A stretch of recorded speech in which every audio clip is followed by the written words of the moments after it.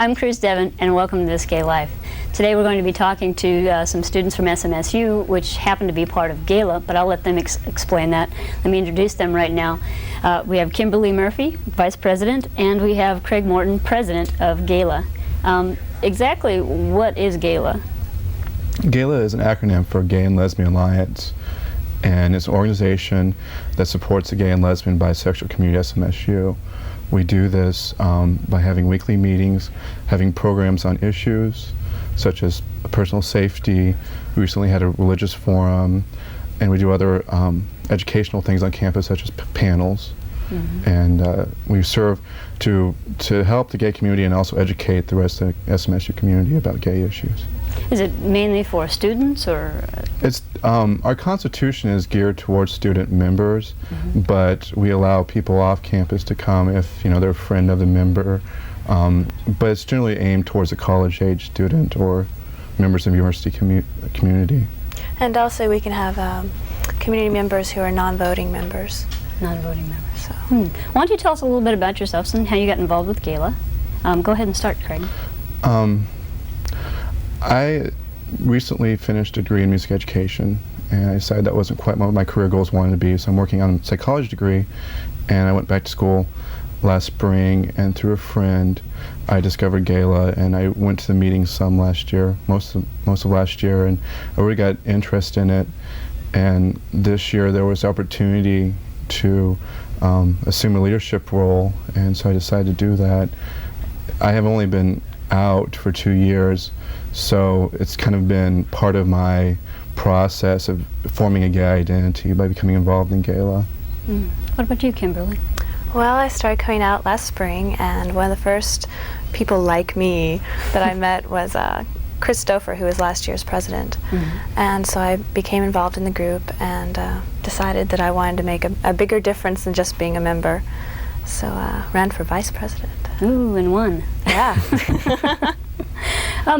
Well, you said that you had some panels and things like that. What is planned in the near future? And what are some things that you have done? Maybe elaborate a little bit more on that. I think one of our most successful programs this semester, we had a program with the religious community SMS. Mm-hmm. So oftentimes there's miscommunication between the two communities, the gay community and the religious community, and a lot of generalized stereotypes on both of our parts. So we thought that we should just be honest and have dialogue. So we invited leaders from the campus Christian organizations, and we had a wonderful forum. We discussed and realized that we're not that different. Our beliefs are different. We may have different ideologies, but we all believe in the right to human dignity. And it was very inspirational to see people sitting in the room. And I think it pointed out the fact that a lot of our members are also Christians, and that the two can coexist. Programs we have coming up is we're planning to do have a guest speaker of national renown in the spring, working on that. We're trying to get more into the Greek community at SMS. We feel that there's a lot of issues that need to be dealt with that we can help facilitate.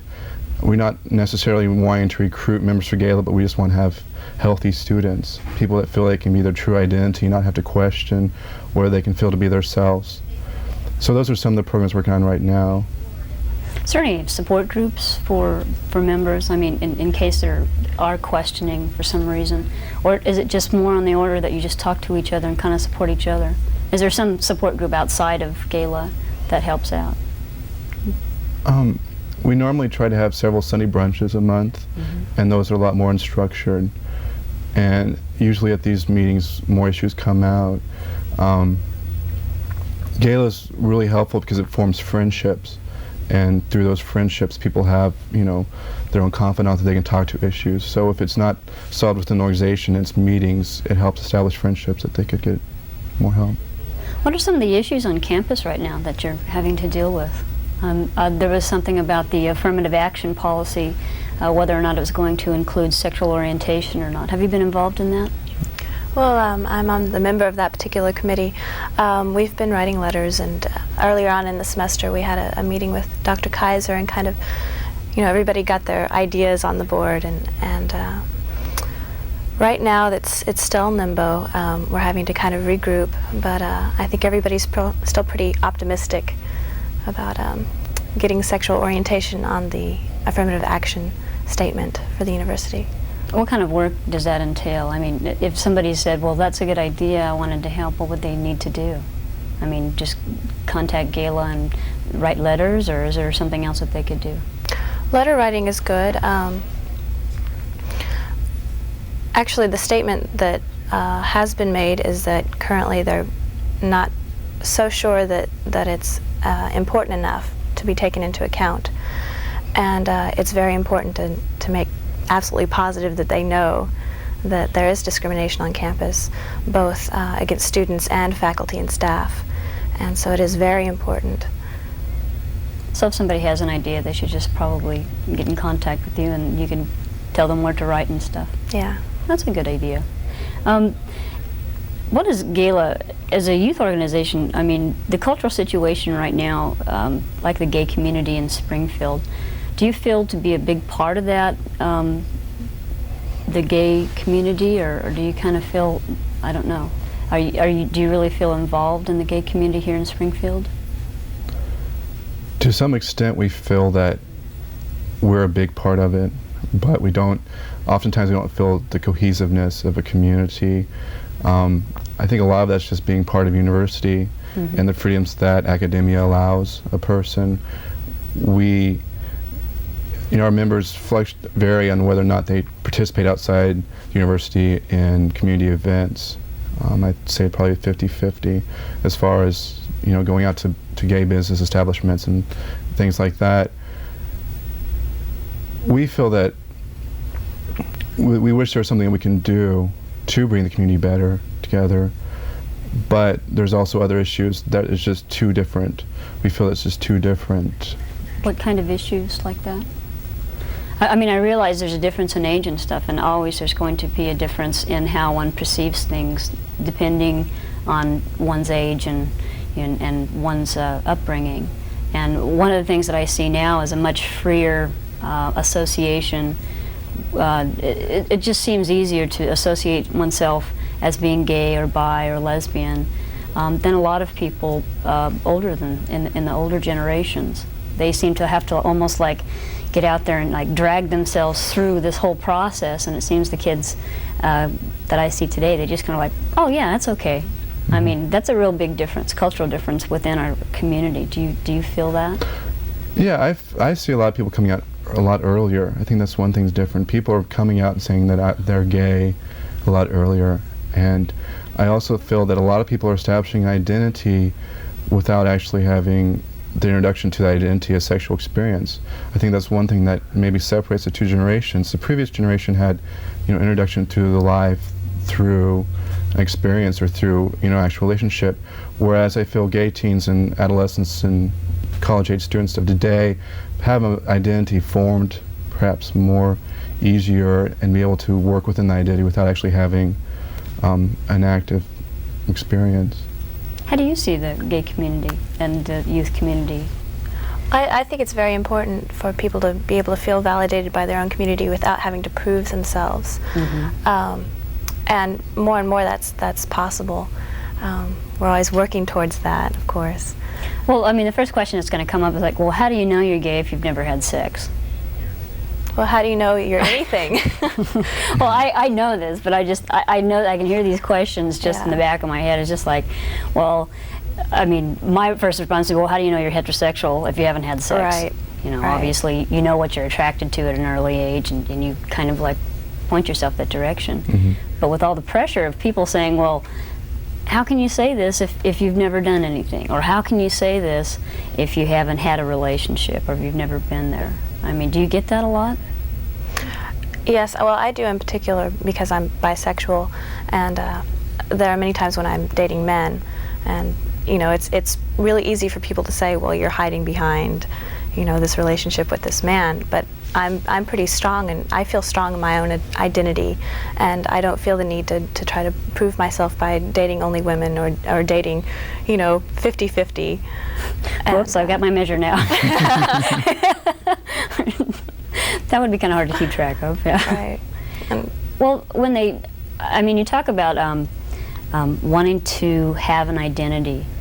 I mean, and I've heard this a lot, especially through like people in the media. They say, well, this is about a sexual orientation. This is about a preference, a sexual preference. And they say it can't be a culture because all it has to do with the preference of who you want to have sex with. How does one form an identity when there's that kind of a backlash just waiting to tumble in on you? What are some ways? I think, especially like among members of GALA and people I know at the university, we see the term being gay as being more than just the identity. We feel as an issue of spirit.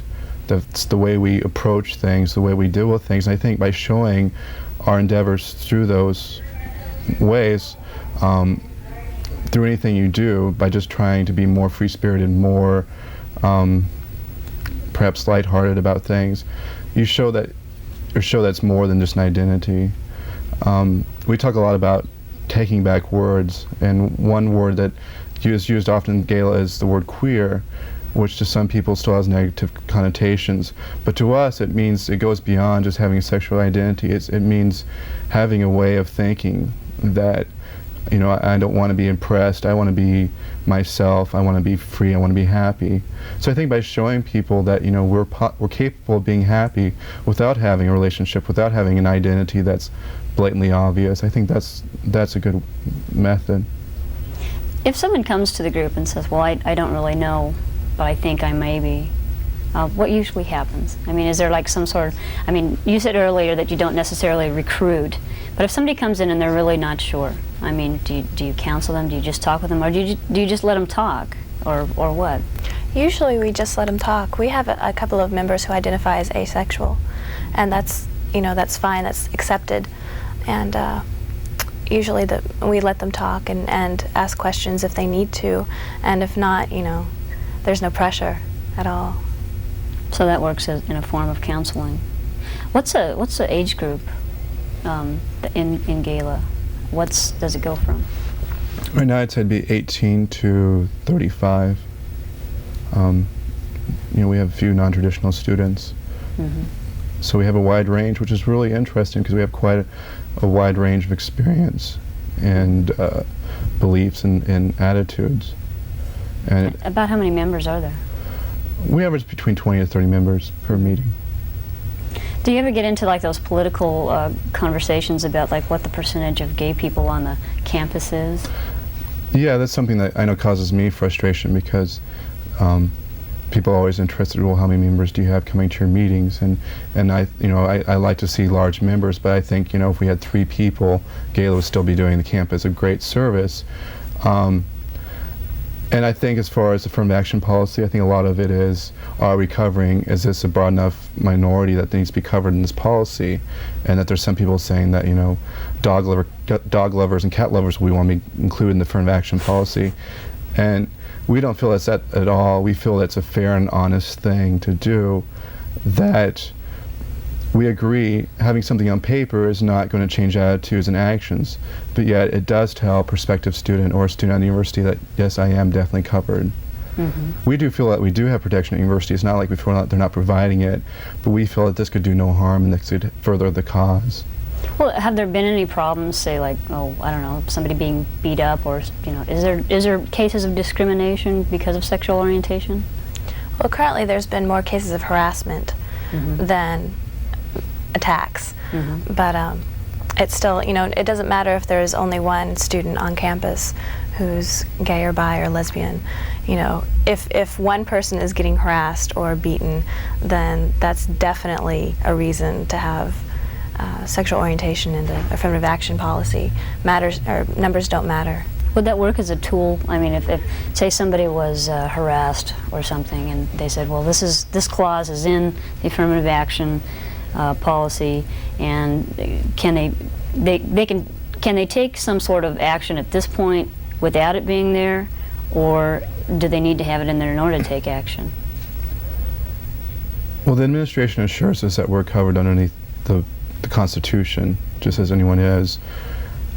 I think it sets more of a precedent with it in there, saying that this is definitely here, and that in order for you to live up to these words you've put in your action, that you do need to be tough on this behavior. And I think the biggest thing we're trying to stress is we want it to be proactive, not reactive. We don't want something bad to happen on campus before it's realized that this does need to be there. Kind of like the bias crimes ordinance. Exactly. But we know we don't need that. I always got to plug that. Being a younger generation, when you look out at the world, what do you see? I mean, as far as not just in the gay community. Obviously, your perception is going to be quite different from somebody who's in the workforce or somebody who's retired.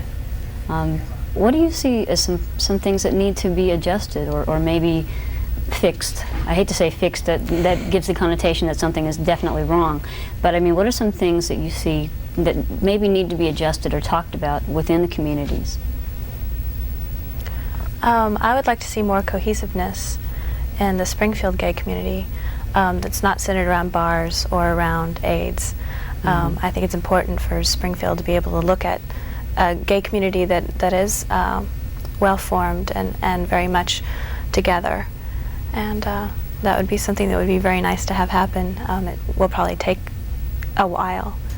But you say not formed around AIDS. Do you see the community as being bonded only by bars and AIDS? And I mean AIDS as far as like a concern. Well, I do. I'm on campus. I don't go out a lot. So the only real contact I have with any kind of community is through GALA. And it would be, and I'm not even sure if that's a realistic expectation, because we are different as any group of people are different. But and in a group like, in a place like Springfield, Missouri, it would be nice if there was a more cohesive group. What about you?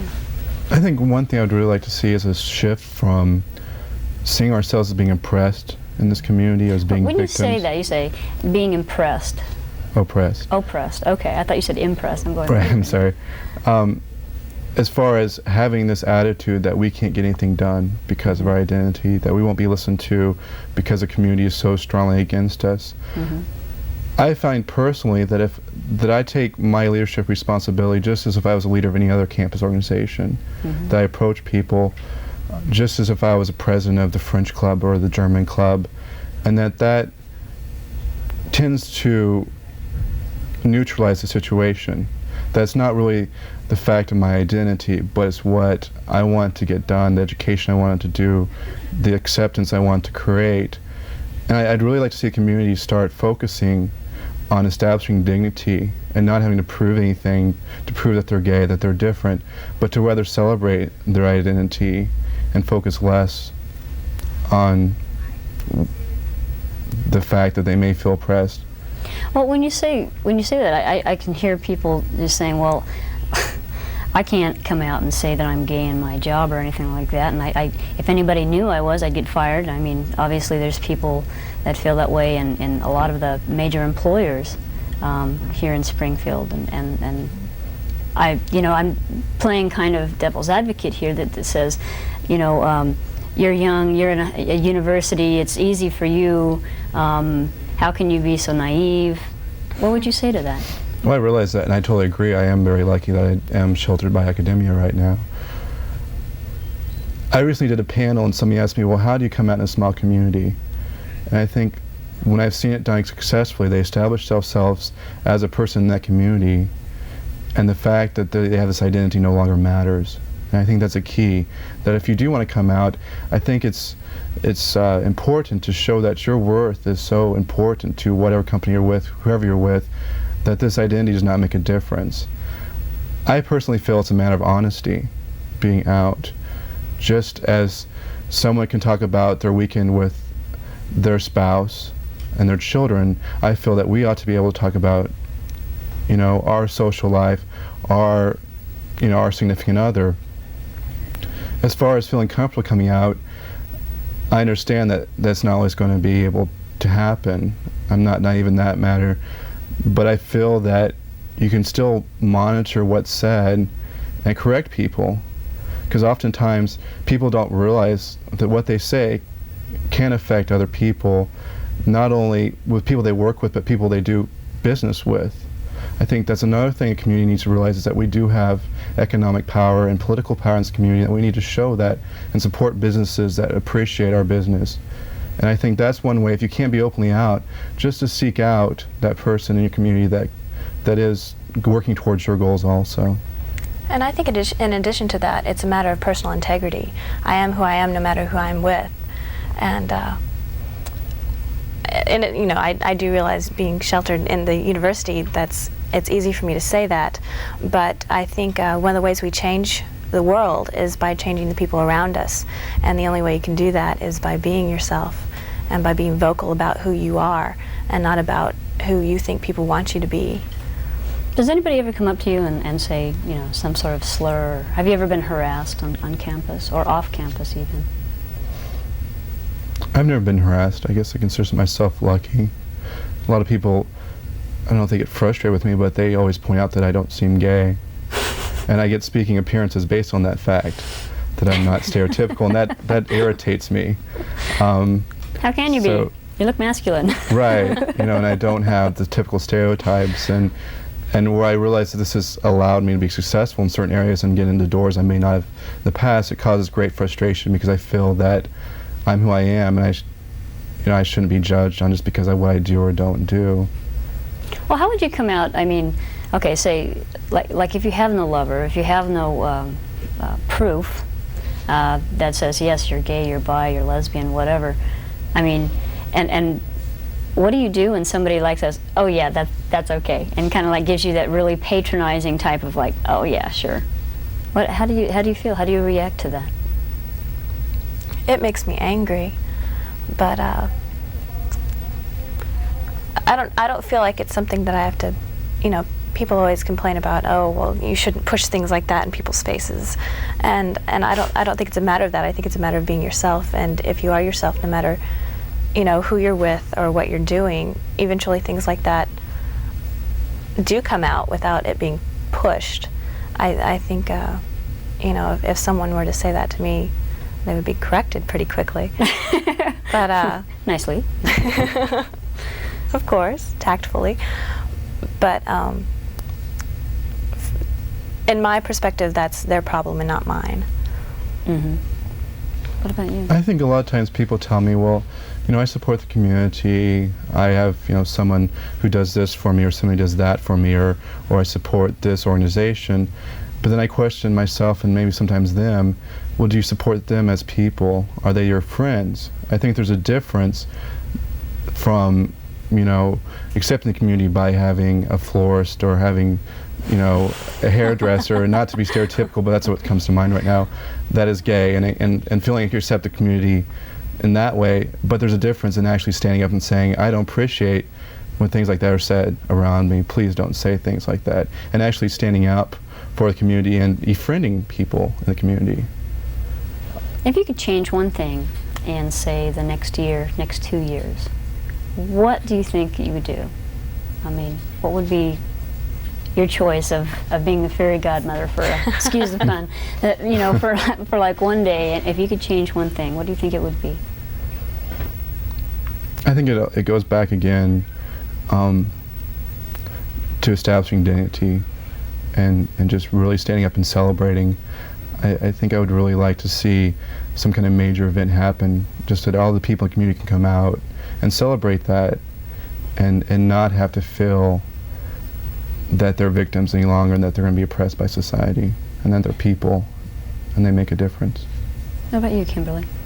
I would definitely agree with that, and it would be nice to see more out people among the community in different positions, because I know we have to have people in the newspapers and in the media who work there. You know, it'd be nice if we could have a more vocal community. Well, we got a couple of minutes left, and why don't you let us know what's going on? What's coming up with GALA? What are some things you're going to be doing? Right now, most of our efforts is towards getting a national speaker on campus. Right now, we're trying to get Deb Price, who articles carried in the local newspaper, and we're hoping this can be an event that brings the whole community together, and that shows Springfield that we can support events such as this. We're also working on some social events for our group, we're thinking about having like our first annual ball, a gala ball, and we're also continuing to try to get more education going in the residence halls and the fraternities. That's great. And if somebody wants some information, we just put the number up on the screen. If you have any questions or anything like that, go ahead and feel free to call the number. If you didn't happen to get a chance to write that number down, we have a number that you can contact This Gay Life at that will be showing at the end of the program. If you'd like to go ahead and give us a call, we can put you in touch with the right people. I'd like to thank my guests again for being here. Is there anything you would like to say in closing? Thank you for the opportunity. Okay. Remember, if you would like to go ahead and get in touch with anybody, just give us a call. And being involved in the youth groups is real important. I don't know if you've thought about it or not, but a lot of times the youth really get kind of passed over for, I don't know, the bigger organizations. And a lot of times we find it a hassle because we have to deal with people thinking that their organization's trying to recruit and do all kinds of things that they're really not trying to do. If you are involved in school and you need to get in touch with them, feel free. And even if you just want to just talk, you know, maybe anonymously, I'm sure they'll go ahead and help you out on that. I'd like to thank everyone for joining me again, Kimberly Murphy and Craig Mourton. Thanks again for being here, and thanks for joining us on This Gay Life.